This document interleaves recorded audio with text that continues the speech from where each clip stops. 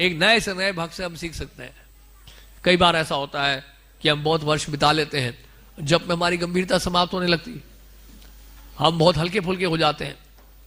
तो क्या करना चाहिए? हमें नए भक्तों के साथ बैठ के जप करना चाहिए, तो वो गंभीरता आ जाएगी।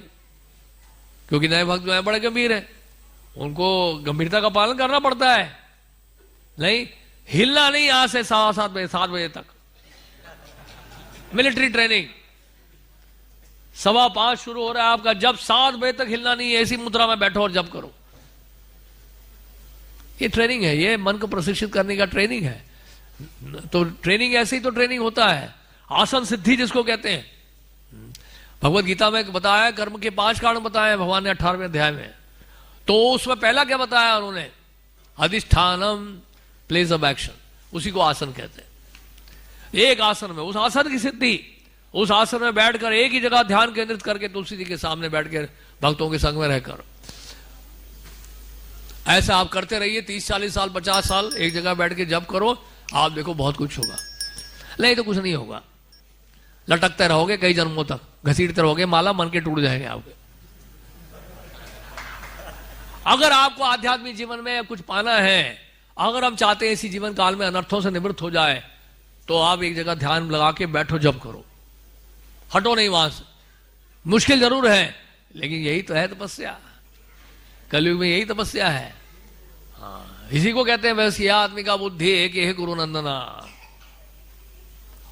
तो उस प्रकार की जब गंभीरता आएगी तब कुछ मिलेगा। ईश्वर राधा गोविंद महाराज बता रहे थे एक बार प्रवचन में, वो बता रहे थे कि किस प्रकार का जप होना चाहिए। वो बता रहे थे अगर महाप्रलय भी आ जाए, कह रहे आप उस स्थान से हिलना नहीं, जब छोड़ के नहीं जाना। महाप्रलय का मतलब जानते हैं क्या होता है? पूरे ब्रह्मांड में प्रलय है। ये नहीं कि यहां पे पृथ्वी में अर्थक्वेक हो रहा है, ऊपर से बम भी कर रहे हो। प्रभुपाद जी बता रहे हैं कि कलकत्ता में जब था मैं, तो कलकत्ता में सेकेंड वर्ल्ड वॉर जब स्टार्ट हो गया तो ऊपर से बम गिर रहे थे, तो कलकत्ता छोड़ के लोग भाग रहे थे। प्रभुपाद कह रहे थे उस समय कचौड़ी का आनंद ले रहा था।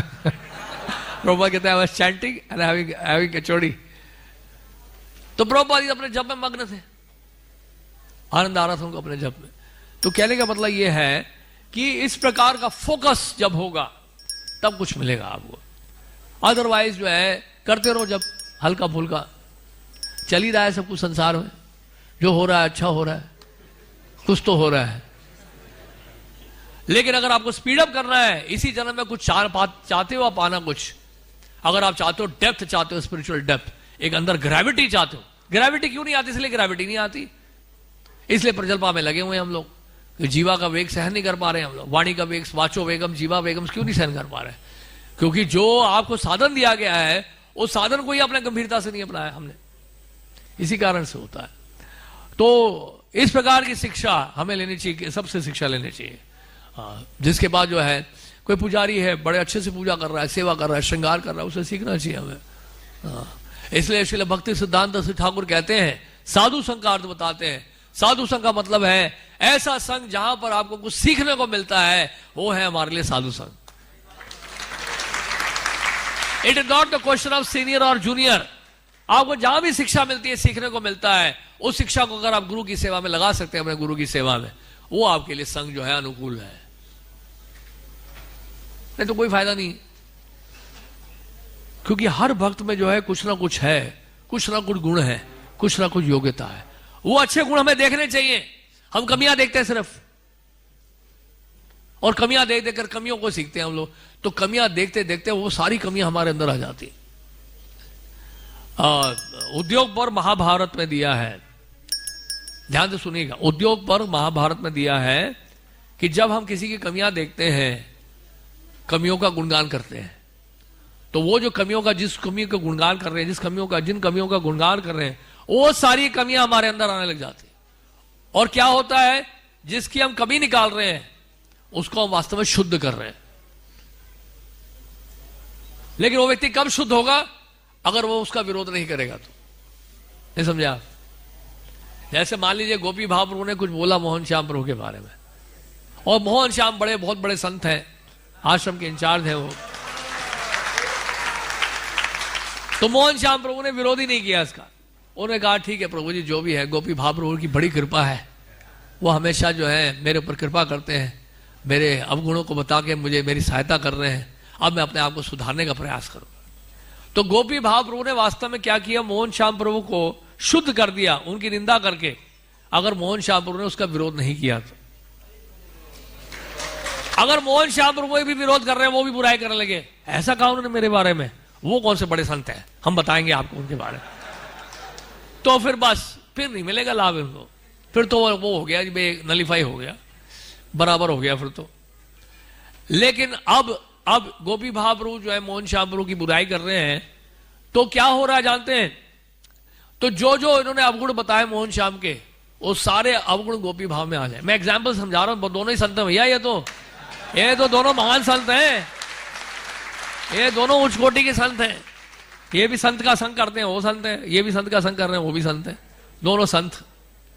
एग्जाम्पल समझाने की कोशिश कर रहे हैं ताकि समझ जाए हम लोग। तो इस प्रकार जो है एक दूसरे का जब गुण देखेंगे, अच्छा होता क्या है, जब हम गुण देखते हैं, भले उस दूसरे भक्त में वो गुण ना भी हो, तो वो गुण आपके अंदर आ जाएगा, वो गुण आपके अंदर आएगा। तो इसलिए प्रशंसा बहुत जरूरी है, भक्तों की प्रशंसा करना, भक्तों का गुणगान करना। लेकिन खुद का गुणगान नहीं करना है हमें, खुद की प्रशंसा नहीं करनी, खुद की वाहवाह नहीं सुननी हमें। जितनी जैसे सुन रहे हैं इंद्र ने वाहवाह सुन ली बहुत ज्यादा, इसलिए तो फूले हुए हैं, है कि नहीं? तो इसलिए भक्त को प्रशंसा सुनना अच्छा नहीं है उसके लिए। अगर कोई प्रशंसा हमारी करता है तो उसी समय हमारे गुरु महाराज के सबसे बड़ा उदाहरण है। व्यास पूजा में क्या करते हैं, उनके गुरु भाई जब भी गुरु महाराज की प्रशंसा करते हैं तो गुरु महाराज क्या करते हैं, तुरंत उसकी प्रशंसा करते हैं, रिटर्न मार देते हैं उसे। तो उससे क्या है, आप सेफ। सुन के उसको रखना नहीं अपने पास, पहाड़ बन जाएगा उसका, सुमेरु पर्वत बन जाएगा उसका, सर भारी हो जाएगा, फिर पता नहीं चलेगा आपको, लगेगा नहीं प्रभु जी मेरे ऊपर कोई असर नहीं पड़ता। अरे वाह, सिद्ध पुरुष हो आप, कोई असर नहीं पड़ता आपके ऊपर, बहुत बढ़ेगा असर, सर झुकेगा नहीं फिर किसी के सामने। तो सुनते सुनते कभी प्रशंसा सुनते हो, तुरंत उस भक्त की प्रशंसा कर दो, बच जाओगे आप। सिंपल तरीका है।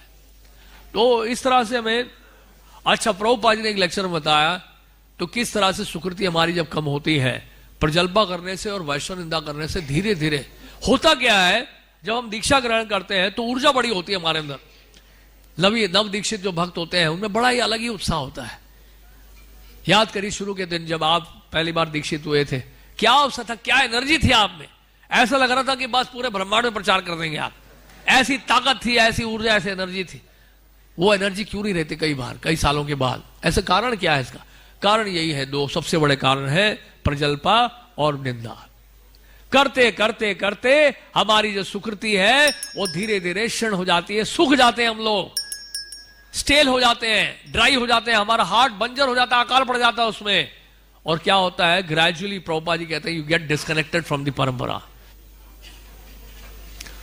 तो खोखला हो जाएगा हृदय, करते करते करते आपका हृदय खोखला हो गया। आध्यात्मिक सुकृति जो इतनी सारी संचित थी वो सब आपसे निकल जाएगी बाहर, आपके हृदय को छोड़ देगी, वो नहीं रहेगी हृदय में, भक्ति देवी नहीं विराजमान होगी, फिर भक्ति देवी छोड़ के चले जाएंगे आप।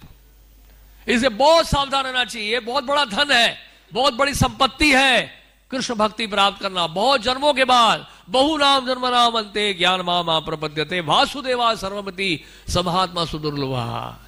बहुत जन्मों के बाद भक्ति प्राप्त होती है। यही ब्रह्मांड भ्रमिते कोनो भाग्यवान जीव, गुरु कृष्ण कृपा पाए भक्ति लता बीज। ब्रह्मांड में भ्रमण करने के बाद, 84 लाख योनि में भटकने के बाद, अब आपको प्रभुपाद जी की शरण मिली है, भक्तों का संग प्राप्त हुआ है, गुरुदेव की कृपा मिली है। मत गवाओ इस धन को, do not bargain, purchase it without delay, Srila रूप गोस्वामी कह रहे हैं।